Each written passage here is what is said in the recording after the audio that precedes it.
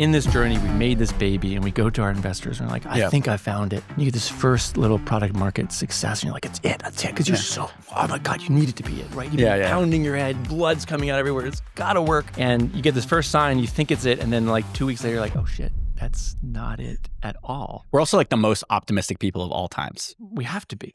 So I have a surprise game for you. Connect 4 or the discount version called Lineup. Okay. Because we're frugal. It's better than Boggle.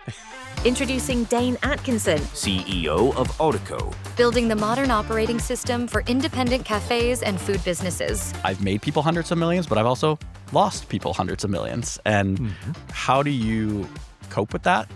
It's hard, right? So one of the truths of being a founder is we believe our visions fully. We've taken a piece of our soul, we poured some blood into it, like it is truth. And then we shake people's hands and say, bet on my truth. So when they fail, you get in all these emotional traps. People always come up afterwards being like, you actually admitted to having ADHD. You admitted to having anxiety, right? Like there's still so much stigma. I used to worry about admitting it because I thought people like who would want to work with someone with that or who would want to invest in somebody like that. Then the more I did it, I realized I was like, we're all that way. If you could send a message back to your young founder self or other first-time founders, what would that be? We are not nearly as important to everybody as we think we are.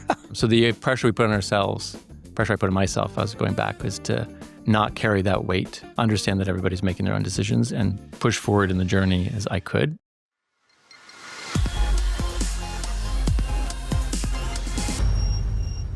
Hey, Dane. Thanks for coming on Not Another Podcast. Thanks, Brennan. I'm really glad to be here. It's a very nice setup you got. Yeah. So one of the things, like I've known you for a long time. And when we were kind of prepping for this podcast, I was really surprised that you were like, I've made people hundreds of millions, but I've also lost people hundreds of millions. And I would love to hear just like out the gate, how do you cope with that? And how do you think about that as a founder? Because that's like a very myopic, that's a very myopic thing, right? It's hard, right? So one of the truths of being a founder is we believe our visions fully. We've taken a piece of our soul, we poured some blood into it, like it is truth. And then we shake people's hands and say, bet on my truth, whether it's an employee or an investor. So there's like this psychic commitment you've had to your project. And even though there might be some legacies of doubts and concerns, like you just continue to manifest its future. So when they fail, it's a lot harder than when they succeed. When they succeed, it's kind of just like attaboys and pats on your back. You may not learn as much from the journey, but when they start to go the wrong way, you get in all these emotional traps. And I think that makes you a bad potential decision maker and operator. And it's kind of the way our structure is set up. So I'm happy to share failure across a lot of failures. Yes. I've been lucky. I've rolled the dice a lot, so it's balanced out okay, but it certainly hasn't all been good. Like an early failure I had, I was young, I was a teenager, I was running an ad agency, I dropped out of college, started my first tech company, it was going well, and I told my family and friends, like, this could be big, this could be the next Facebook. I had the profile, I was, giant, inspired, crazy ADHD person. And that didn't work out. And though I think I raised only $250,000 from that friends and family group way back when, that was totally devastating. Like going to dinner parties and seeing people and just feeling like I had let them down was really, really hard. And it took me a very long time to start to realize, and this is over many journeys, how that dynamic actually worked versus my perception of that dynamic at the time. Because my perception was, they believed in me and they were betting their futures on me, which actually wasn't what was really happening. I can go to the middle stories, or you have to help guide me on. Well, I was just like enthralled by your story because I think there's some first time founders that are like, this is the only company I'm going to work on. I'm going to pivot this thing until the end of time, and I'm going to make $1 billion company. I think people would even say, I had a guest on that he was saying that first-time founders are better than repeat founders because, and I was like, bro, I'm like a 4-time founder. I was like, okay, let's have this conversation. That's spicy. And so I would love from like your perspective, like you've created multiple $1 billion companies, but you've also like lost money, and just like psychologically, how do you square that circle with your investors, but like more importantly, like with yourself mentally? I think that in that same path, though we'd raised money past it, you get to a point where you understand. Another one of my favorite stories is another company that didn't work out, which we'd raised 50 million or so in. Mm-hmm. And we had all the right symptoms that it was working. When it was not looking like it was going to work, I sat down with some of our investors and I'm like, I can make this work. I'm like, that would be great. I'm like, it's not going to be optimal. There's probably a much better ways for us to create a company. Like, that would be great. So I did.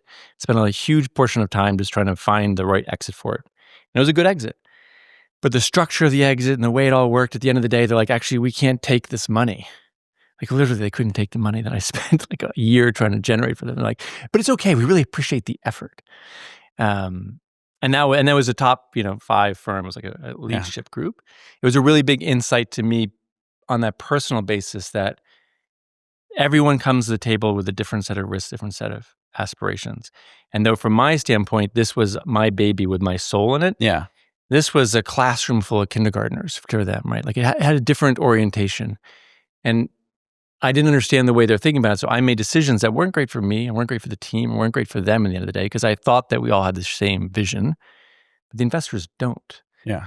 Even the family investors later on, when I finally got around to like giving them something back and they're like, oh, we thought that was like, what are you talking about? Yeah. And realizing that though we carry that weight is part of the dynamic of our ecosystem. And the way that translates into real problems in the short term is, in this journey, we've made this baby and we go to our investors and we're like, I think I found it. And you get this first little product market success and you're like, that's it. Because you're so, oh my God, you need it to be it, right? You've been pounding your head, blood's coming out everywhere. It's got to work. And you get this first sign, you think it's it. And then like 2 weeks later, you're like, oh shit, that's not it at all. We're also like the most optimistic people of all times. We have to be. I think like the market literally like self-selects for us. I'm a big proponent of ADHD because it's a shared problem that we have. Yeah.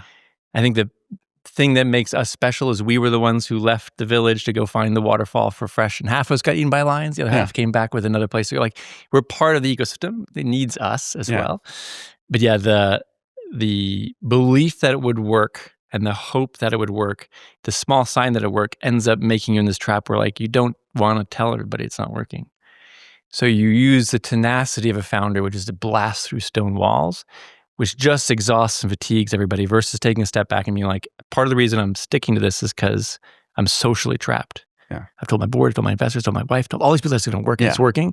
And I have to go tell everybody it's not.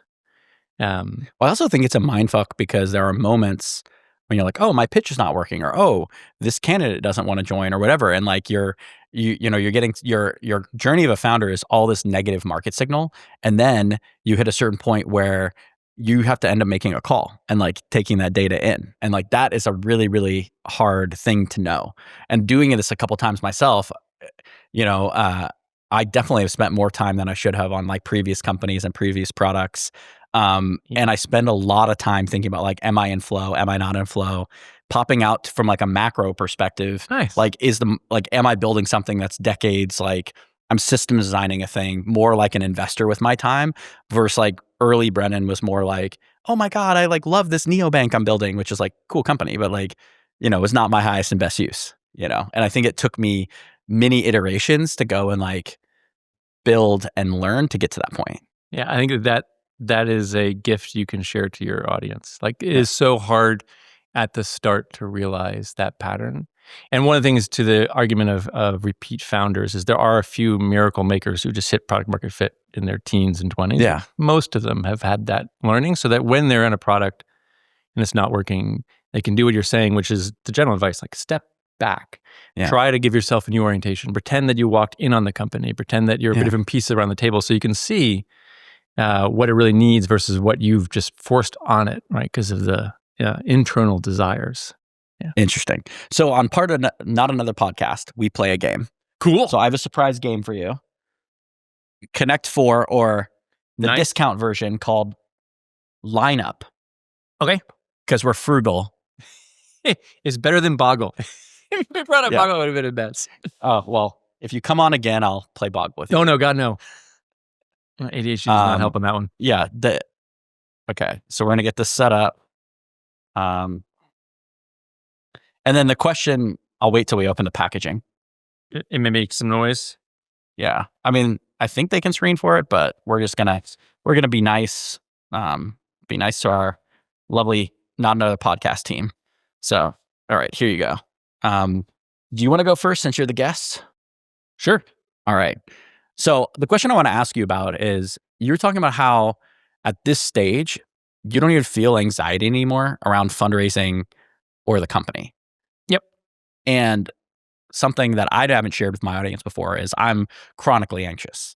So like, it's something I've been dealing with for decades, actually most of my life, but I didn't realize it until I was 30.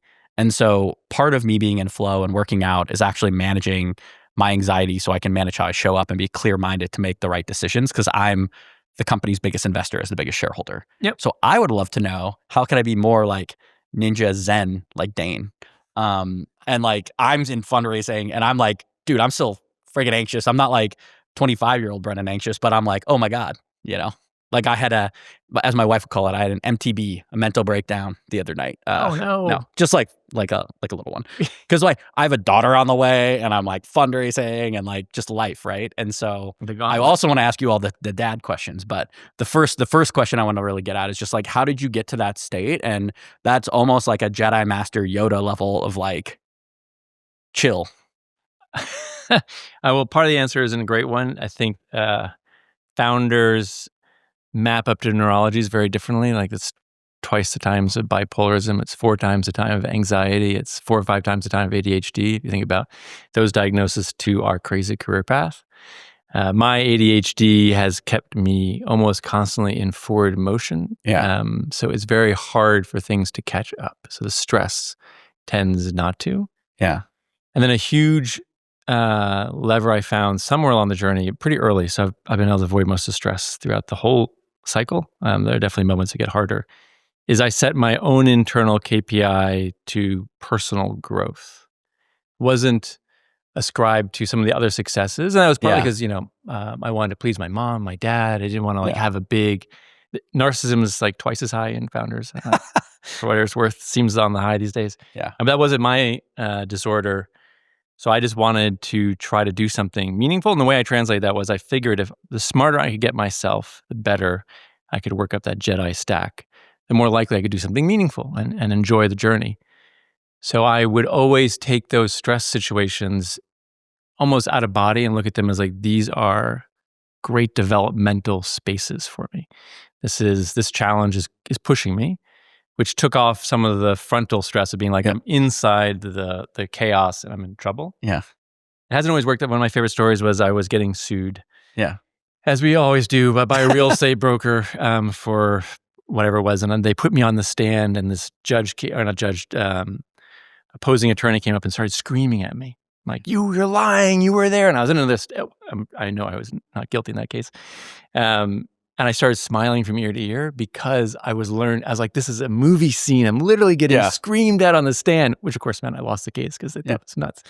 But I think that so many people I've met, they don't take the long-term horizon. They don't think that this is just one chapter in many chapters. The first company is gone. Your second company is better. Your third company is better. Like each of these chapters, we get better. So they're learning. So when they're struggling, it's like reading a great book. The challenges are making it better. It's not that you are getting killed in it. You're kind of on the path. Yeah.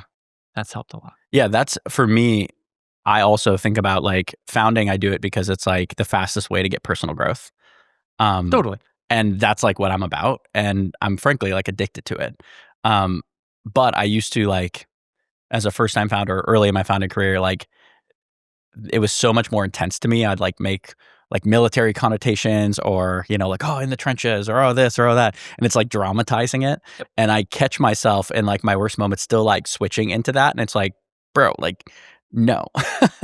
And I think that like that's such a unique way to frame it, is like abstract yourself from it, look at the situation and realize like this is like, we're doing this for personal growth. And I actually feel really privileged I'm able to do this because, like people have taken shots on me to go and learn and go like try to find oil. And some of us who are the best have like a 10% chance of finding oil in the desert. Some of us who are first times maybe have a 1 basis point chance of finding oil. But like either way, like we're all in the desert trying to find oil, right? Yes. And another benefit of getting a step away, Like that scenario of, and you hear it all the time from founders, like they get into the combat zone mindset and then they're in the war in the trenches. I see that more as the imposter syndrome syncing up, right? Because at the same time, we're all just humans. We're all just figuring this thing out yourself. So why am I suddenly the one leading this weird group? Why did they actually give me money? I know I felt the mission, but why did they? Yeah. So you start, in those moments of stress and desperation, you start having to control and grab the steering wheel and prove value. I must make this work. It's going to be, and that actually almost increases the odds of failure, right? Because you're grinding everything to a stop. But it's this kind of desperate need to be good at everything, which is a falsehood. That goes back to the original thing. Like, you are one of the more creative like, I love talking with you about the future of finance and the way the markets are working, because there's not a lot of people who dream forward and think about the way the universe works. And that actually itself is enough value.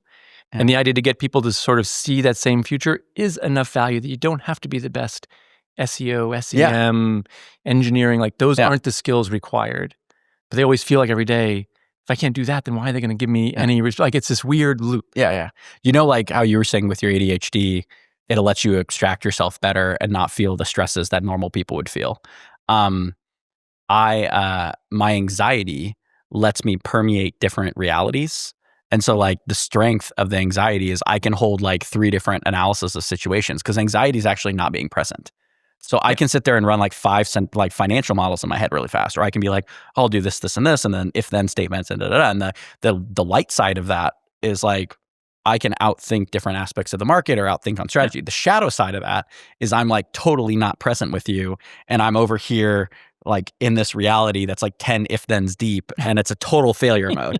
And so, like, I love how you brought up, like, I think we all have different cognitive aspects in our lives, right? And I think that there's not enough honesty about this as founders. And I actually think there's strengths, light sides and shadow sides to who we are, right? Yep. Yeah, I love the conference where we all wear our neurologies on our little badge, right? Like, so you want to start that conference with me? Exactly. And I think that we do these, lucky enough to give these talks and stuff, and people always come up afterwards being like, you actually admitted to having ADHD. You admitted to having anxiety, right? Like, there's still so much stigma. I used to worry about admitting it because I thought that there would be like investor, or I thought people like, who would want to work with someone with that, or who would want to invest in somebody like that. Then the more I did it, I realized I was like, we're all fucking that way. And in fact, the greatest of us are like it just takes like a wrinkle to go and like start something from nothing, you know? Yeah, you have to be a bit crazy. But I think the admitting of that craziness, and particularly understanding your configuration, is much faster to find the team around you that actually supports the pieces you don't. Yes. So, like, the negative side, for the dark side of the ADHD is I struggle with concentration. Email that's 2 paragraphs long is still a battle zone for me. Like, all these basic things that you think humans could do are really rough. So I'll find great collaboration with team members who may not see those 5 futures that you're seeing, but they thrive on building an infrastructure and a process and repeatability and all these things that are magnificent, but they miss the other half. And for so long, I thought you had to do both halves, which was a lie to both halves. Yes. Yeah. Has AI helped you? Because like you can just summarize an email in a second, or is it more about team design for you? For your ADHD? I think AI actually is, because the problem with most of these diagnoses is you don't get the chance to build a team around you till you've done something. Right? Yes. So for me, I've been lucky enough that I get people who like run the organizations perfectly. Or not perfectly, but better than I sure could. My son, going to the teacher thing, like this weekend, he used ChatGPT not to do his work, but to give him prompts to do his work. He was like, imagine you're the teacher, and walk me through. And I was like, write the first sentence, write the middle sentence. Like, I actually love it as a cold start. So I have a really hard, and I'm sure like you might have this too, I have a really hard time with a blank piece of paper.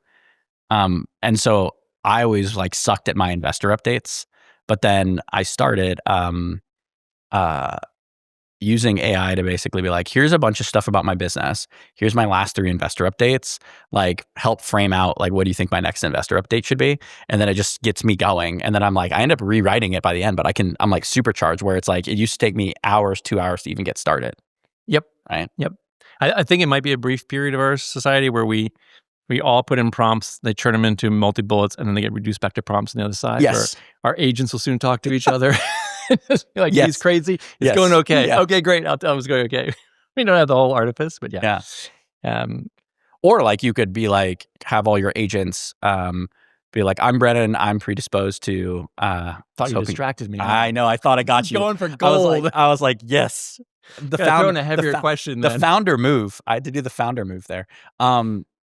But where I was going is like, you could actually use AI to set up and have all your business around you be disposed for your like neurocognitive issue. So like, for instance, like I could have agents run around my whole business and be like, Brennan has anxiety. So like, make sure these critical messages come in these times after his workout. If he didn't connect into his sleep, if he didn't sleep 8 hours, like push these issues to the next day when he is clear-minded on this, Because like for me, it's about reactivity in the business, where I'm sure for ADHD, it's like cold start or being able to like focus or digest an email. Like you in theory, yeah, exactly. Like you in theory, you could build a whole operating system around your business. That's a whole company we should do, but. Yeah, it's not a bad one. It seems pretty clear we're all going to have a personal agent that's going to start to know that. Like a great company design is you share those same criteria, but having active participants would surely help. Yeah. How did you manage being a dad and also building billion-dollar companies? Because I think so many people have this fake hustle porn on Twitter where they're like, you know, they don't have relationships, they don't have anything, they don't have any family. Like, I don't have to manage a family or be a good dad. I can just, if I just worked a little more, I could be just like Mark Zuckerberg. And I think that that's such a, like, you hear so much of that, but I would really love to hear about how you've been and managed and built a family and built companies, because that's really exciting to me. Oof, so I'm going to kick off some of your anxiety here on that. No, part of this is like, I need all this for like my own learnings. It's funny. I didn't think to have kids. I just want to do, stuff in the world. And I had that same argument pressed to me. Was like, it's going to be okay. Look at Jobs. Look at all these people. They managed to do it. It's really hard. Yeah. It is not as easy as advertised. And I think if you're in the narcissistic path, you're fine, right? Like there are a couple of neurologies where you're like, whatever, it's fine. I think that if you are in the overcaring or wish for a better world path, it's really hard because there truly isn't quite enough time in the day to be both an excellent entrepreneur, an excellent son, an excellent dad, an excellent friend. Incredibly difficult. I think the first thing that I got to that actually made that a little bit better was, and then I'll go deep in a minute, was just realizing that I couldn't get to excellent in everything. Yeah. Then a couple of years ago, I got a medical diagnosis for like 2 weeks. Mm-hmm. They told me I was going to die. I came up with this weird combination of symptoms. I'm sitting in a hospital. Doctors come in, and the best way I get, and they're like, yeah, it's probably going to be really, really fast. We might be able to stretch it a little bit, so really fast. So I got this amazing therapeutic window where just sitting, no energy to move. I was like, this is it. Like, I'm not going to be here. So all the things I had held, and I didn't realize how many things I'd held, like the next public company, like all those things started to peel away. I didn't feel the ownership as I had thought I had. Like they weren't as important in that moment of like, this is it. Yeah. My kids were lower down that list, right? They were like, as I boiled down to what was important in life, they were obviously at the core of it. And before that, I had thought I had to be there for their success. My impression was their success was very dependent on me. I carried their outcomes on my shoulder. Every test, every moment, every experience was sadly, I didn't even realize it, partly owned by me. And when I sat there and realized eventually, when I die, they're going to be fine. It's going to suck, and they're going to go through an arc, and they're going to have a whole adventure and all the rest. At the end of the day, it happens, and they move on, and they use it for strength or for whatever, but they go and they're going to be fine. That meant that I don't actually own the outcome. So when I came back to life and they were like, we were wrong with your diagnosis, which was so wonderful. It was literally the best cycle of things. I could go back to my kids and be a partner with them versus feeling like I owned their outcome.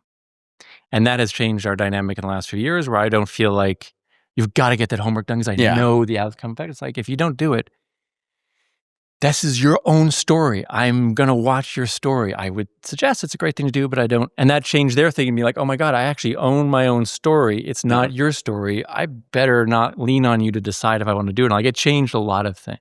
That's so interesting. Did it also like reflexively change the way you led as a CEO? Yes, a little bit less there.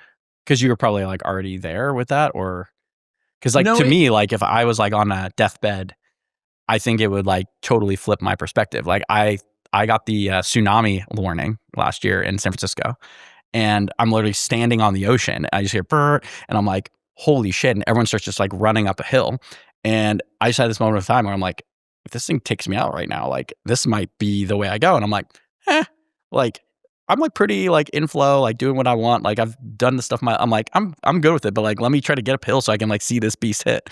And then like I got up, and then but it was like it was an interesting gut check when it's like you can laugh on this stuff where it's like, oh wow, no, this is like, you know, I was like hiking that morning before with my co-founder. Like I was walking the beach with like a very good friend and investor of mine, and I was just like, yeah, like, and then, you know, like it would have been sad. I like want to do more in life, but it's sort of like acid tested that I was like doing what I was supposed to do with the people I was supposed to be doing it in. So I'm like curious around that. Like, did you have a similar realization around that, which is obviously like more serious than my iPhone alert in California? It's the same triggers. I got more time to think about it, right? Because the wave didn't come for days. So I think I had already gotten to the point of realizing I suck at most things, and therefore I need to build a team around me. So I didn't feel like I owned the company. But another big lesson came out. One of the things after I boiled down that whole list was, I love that I've met you. Yeah. It's super fucking cool. Yeah. I don't know about the cursing in the No, you can curse all the way. Podcast, yeah. It's been amazing to meet and build bridges and be part of this ecosystem. And that actually, even when I came all the way down, was one of the things that I felt most satisfied in the journey of life I had, was not all the outcomes and failures and everything else, but just the ripples and the touches. So I think when I came out of it, where I had been getting into like, as we're in that, you know, step of journey, like we're all pushing hard, was putting more time into, as a side note, I used to love the Picard captain model. Like I don't play poker with the people, and I've gotten off that, but it was like, these relationships are really, I mean, that's like what you were taught when you were coming up, though. It's like you have to abstract yourself from the team. Right. You can't show emotion. You got to be distant. Great Picard reference. Yes. I'm now the other way around. I think that it may make some conversations more complex. It may make it a little bit harder in certain places, but the fact that this is our life and those are the people we're spending time with, and the opportunity to make them sadder, happier, experience more is so important that since then I've spent more time on the human side and the personal side of a lot of the relationships that I have versus being more in the aspirational of where we can go together side. Which is like a crazy thing to say for CEO of like $1 billion company. Like I think a lot of people, a lot of CEOs that I would sit down would be like, definitely more the Picard model. And it's like, oh, as the business grows, like you can't be as close to the people, and you have to abstract yourself, and, you know, use a chief of staff and like all this stuff. So I think that that's like a very interesting way to like build a company. Yeah, I think there are some precedences, whether it's the old coaching, you know, leaders, or the Ted Lasso, like there is more tolerance and expectation that you can be that human being. Yeah. But it also comes back to that imposter syndrome. It comes back to what you've brought to the table.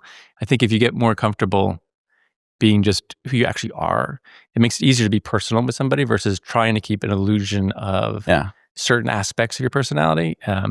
It's so weird how age does that for you too. Like I'm finally getting to, is it my turn? I thought it was your turn. No, because I put mine down here. I did a sneaky one. Red side. Yeah, that's why we play games. So I was like, so you got me distracted. I know, and that's also like a sneaky move. So go on. Sorry. But essentially, like I think I feel more at the age at where I'm at in my like late 30s. I'm feeling closer to who I truly was at like 12. And then I think like I basically like 13 to now, it's like permeations of like worrying about what other people think and all the stuff. And like when I was building companies, like what did investors think? Or, you know, you and I both know, we won't name names, but I had a particularly like tough investor at one point, and you were like a great mentor for me with them, where I just cared, like I ended up like running the business in the wrong way for like not playing my game with it. And like now I'm like, nope, I'm running my business my way. And like, you know, this is the way I'm going. So it's like, I think there's like authenticity that I'm hearing from you around just being who you are, you know? Yep. across everything in the business. Yep. And I know who you speak. There are a lot of investors like back to when I got sick. One of our investors, Rob Hayes, somewhat legendary guy, first in Uber and all the other things. He was like, how do I open up the hospitals for you? Where do I go? You want me to like good investors leaned in across all these journeys in the mixture of personal and professional and putting aside like, oh my God, the company could wipe out, but like actually, how are you? Yeah. And it's a good sign. Like that's part of what I was saying when you see the investor like reaching in for their own motives and their own LP motives and everything else, and that tends to almost always lead to dangerous outcomes. Yeah. We Those traps. I know. We have a couple investors now at my company where it's like, and obviously I'm talking about like my paternity plan with them and like the time I'm taking off from my family, and they've actually like leaned in and helped resource a COO sooner. Nice. They've done a lot for me personally. One of my investors, Maria Palma, who I think you know, she's incredible. She gave me gave my wife a bunch of amazing like mom advice and like mom stuff, like a list that she was keeping, and it's just like very much like I feel like it's actually like they care about me because like they know if I'm happy and good, then the business is going to be successful and good, and they're more focused on like that. And I think that that's such a more healthy ecosystem than Brennan, how can you work 7 days a week while your wife is trying to have a baby? like that I think is like a different, like I wish there was more. It sounds like we both have some really good investors around the table, which is, I would say to all the listeners, go find those kind of people. Yep. I still think there should be a fund, pitches a bunch of funds that like has on staff therapists and psychologists and like all the things to make the leadership team and anyone else in the company who use it actually stay sane and focused and able to move through things. Because the problem with that corollary, it would be amazing. But the problem with that is I think a lot of founders, like if all of a sudden there was a VC fund that's like, here, I just wrote you a $10 million check. By the way, come talk to our therapist. I would be like, yeah, I'm not telling you shit. like I would worry there'd have to be such high trust. So I think you would have to have, I would love to do this with you at some point, but I would love there to be a fund like that where the investment and the fund team is over here. And then it's like, here's a separate thing that's like arm's length, not connected. That is like all these resources and like none of the data like passes over. Like literally the investors don't know the therapist or the like childcare people because like, I think all that together, it would just be like, are you using this to like size me up? Yep.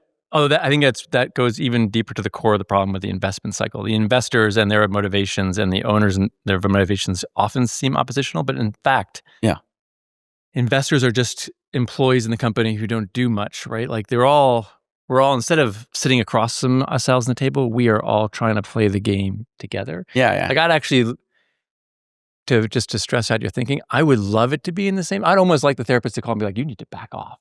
This is a rough week. He's going to get through it, but like there's stuff going on, or like they're part of the dynamic. It's almost like they're in the marriage, right? Like you almost want to have everybody at the same table because ultimately they're not going anywhere. You're not going anywhere. The replacing the founder thing is not a great move statistically. No. So like you have to make this work. If you realize the kids are suddenly out of school and you're pushing the founder in the wrong way or you're going to the wrong thing, that's actually worse, right? Like, 100%.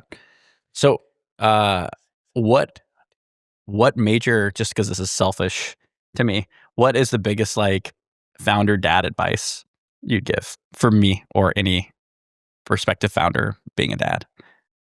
So I would say when I went into it, I had this glorious theory that you could accomplish high quality with your kids and then bring high quantity to your business.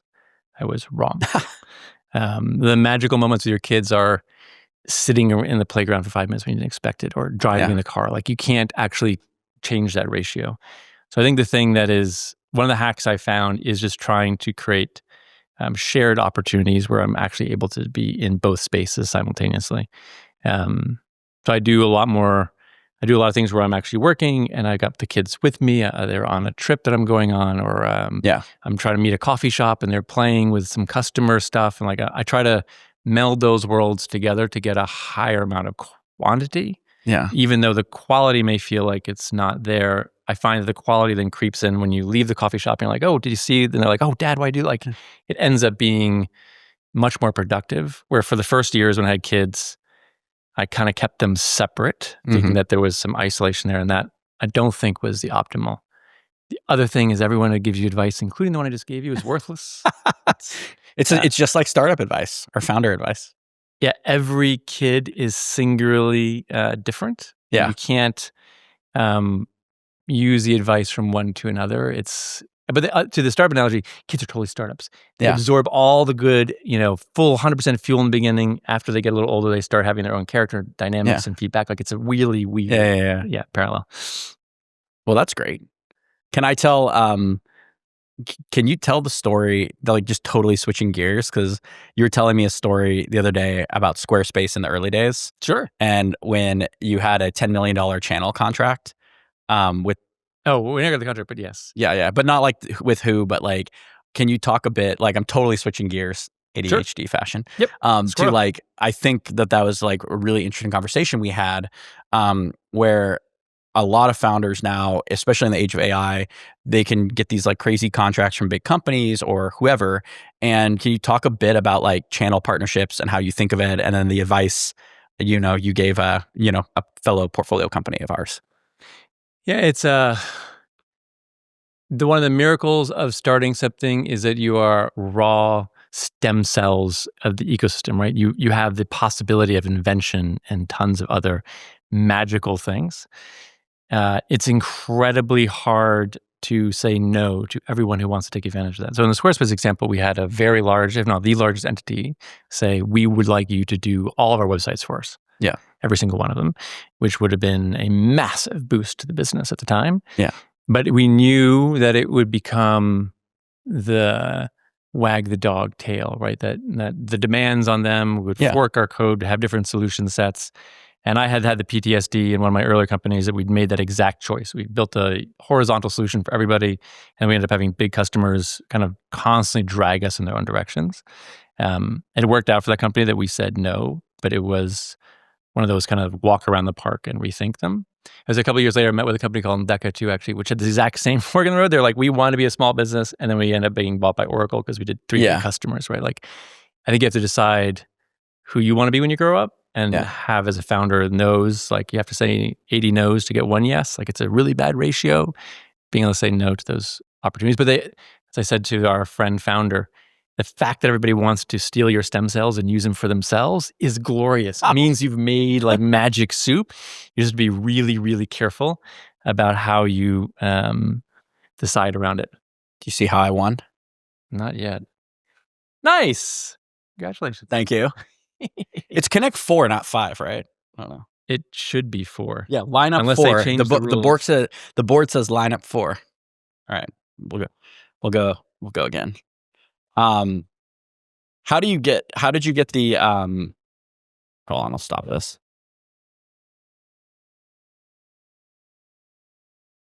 Did you at that time control the company so you were able to like do what you wanted as the CEO and like not take that contract, or like did your investors like freak out? Like, can you talk a bit about like those dynamics? Because I think that's also happening a lot, and like especially AI right now, it's like there's some like beast contracts out there, and I think there's this expectation to just like book shitloads of revenue, and I don't know if that's always like the correct move for the business, even though to our founder lizard brain, that's like very validating. So in that scenario, we had control, so it wasn't an issue. But as another scenario, a friend of mine runs a company that's become meaningful. They had the same problem, and they couldn't sway their board. So they went to their board and said, oh yeah, we're going to service this huge opportunity, but we have a little lab experiment over here. It's this tiny little thing. But internally, they put a lot of their thinking and hard work to it, which is this is a bad ultimate strategy. But that ended up being the business long term, right? Because you got the scale. I think that the one thing that people forget is like this is something that's one of the secrets of the industry. The board's singular action is to replace the CEO, right? Like technically, that's pretty much all they can do. They can create a subcommittee, they can do some other things, but at the startup stage, all they can do is replace the CEO. The number of outcomes that's worked for is none.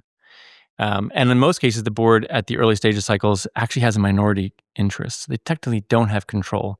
What they do is they do social control. Yeah. Back to the Squarespace thing, we had some big board members who were on the top 5 companies, whatever else. Yeah. And they would come in and be like, as an example, I was hanging out with Zuck this weekend, and he thinks everyone should do more advertising in their platform, right? Yeah. And that was a way of trying to socially engineer us into a behavior he thought was productive. So afterwards, we'd all go and sit around and be like, okay, let's ignore everything we just heard, or not necessarily, but let's process it and figure out what's mattering. Yeah.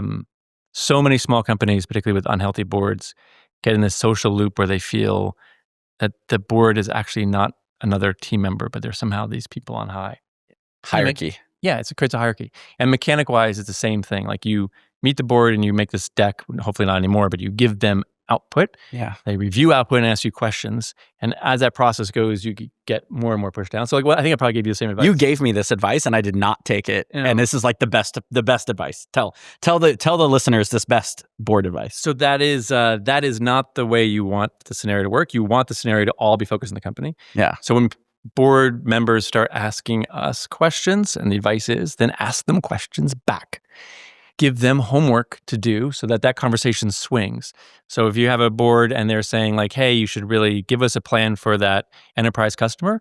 Awesome. Could you do some research? You've got a whole data team on how many enterprise customers there are, who the buyer is in those organizations, what their dynamic looks like. So when you get back to that next board meeting and they're like, how'd that enterprise go? We're like, well, here, great. And how'd your research go? And it just repositions you to both be talking about the topic area. Normally, the board member stops asking questions entirely because they don't want the homework. They're humans. Or they add value for you. Or they add value for you. And in the process of adding value, because your questions aren't going to be worthless, so why waste the time yourself? They're going to end up getting more oriented to the problem of the company and be like, oh, I thought this enterprise contract was great, but I only found 4 other customers. So clearly that's a problem, right? Like, you want everybody at the table, and their network graph is actually where you want their leverage and their data insight from visibility. So having them come back with 10 customers that we should meet with, like just give them work. Helps you get out of that positional thing. And then just reminding yourself that they have 15% of your cap table or whatever, 20%. Like they are not the boss. Like this is a work meeting. That presentation layer in boards are horrible. The more you can get that out of the way before the board meeting and be like, I want to talk about these 3 things. And you sit around and be like, we all need to figure out why no one's buying our product. It's a great conversation, or why we get to the next market.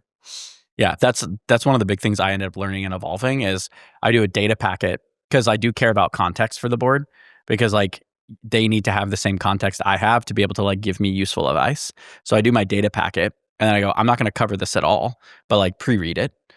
And then here's the 3 discussion points I want to have, and we're going to go like right to these discussion points.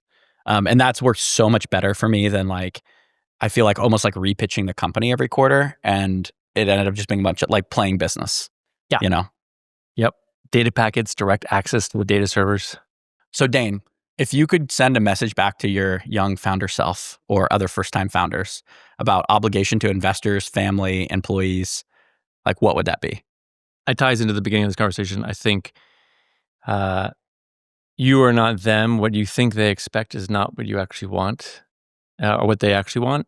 You have to kind of live your own life and be comfortable in your own skin and expect that the decisions they're making, family, friends, investors, are the actually own decisions. For me, I ended up, and one of my superpowers is I can predict emotionality forward because of the way I grew up. So I ended up projecting, similar to your 5 version future all the time, what everybody's worst case scenarios emotionally could be. And that turned out to be wholly inaccurate. Yes.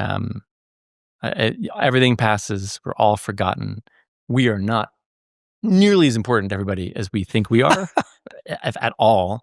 And if you ask investors to tell the story of 3 founders 5 years ago, it's already cleaned entirely. Same thing for a lot of things. Yeah.